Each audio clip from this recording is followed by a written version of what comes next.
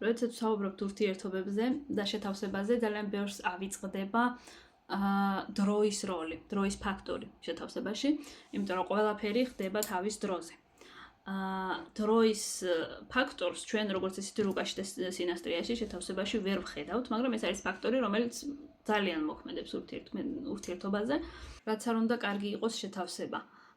თუ რაც არ უნდა იდეალური იყოს, თუ ადამიანები შეხვდნენ დროზე ადრე გულისხმობს რას? განვითარების დონე არის შედარებით დაბალი, არ არიან განვითარების ერთ დონეზე, არ აქვთ რუკა დამუშავებული იმდენად, რომ რეალიზაცია მოხდეს ამ კარგი შეთავსების. ხშირ შემთხვევაში ადამიანები უშვებენ შეცდომებს, რომელსაც არ დაუშვებდნენ უფრო ზრდასრულ ასაკში.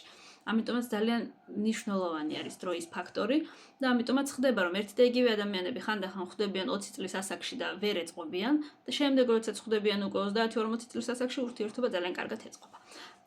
იქიდან გამომდინარე, რომ ადამიანი როდესაც დაიწყებს სერიოზულ ურთიერთობას, სანამ შევა სერიოზულ ურთიერთობაში, უნდა ჰქონდეს კონკრეტული გამოცდილება, რუკა უნდა იყოს კონკრეტულად დამუშავებული, ადამიანი უნდა იყოს ჩამოყალიბებული. იმ ადამიანს უნდა ჰქონდეს კონკრეტული ჩამოყალიბებული, ესე ვთქვათ, ფასეულობების სისტემა.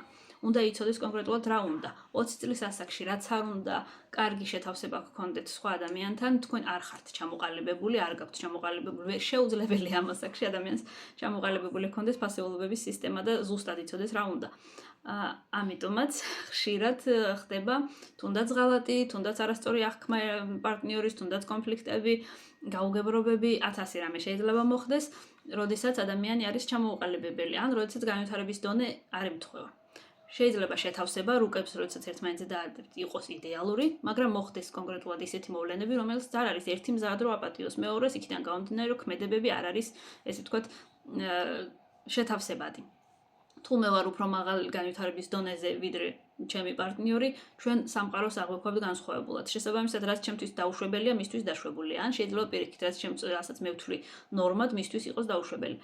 შესაბამისად, აუცილებელია, რომ ადამიანს შევხვდეთ თავის დროზე. ამიტომაც არის, რომ ურთიერთობების დაგეგმვა ცოტა რთული არის, იმიტომ რომ ჩვენ შეიძლება ვიცოდეთ, ვის ვეწყობით იდეალურად, მაგრამ ამ კონკრეტულ პერიოდში, როდესაც ჩვენ ერთმანეთს შევხვდებით, შეიძლება ეს არ იყოს კარგი დრო რეალიზაციისთვის და არ იყოს კარგი დრო იმისთვის, რომ ჩვენ ერთმანეთს, ესე ვთქვათ, გავუგოთ. ამიტომ დროის ფაქტორის გათვალისწინებაც იგივენაირად არის აუცილებელი.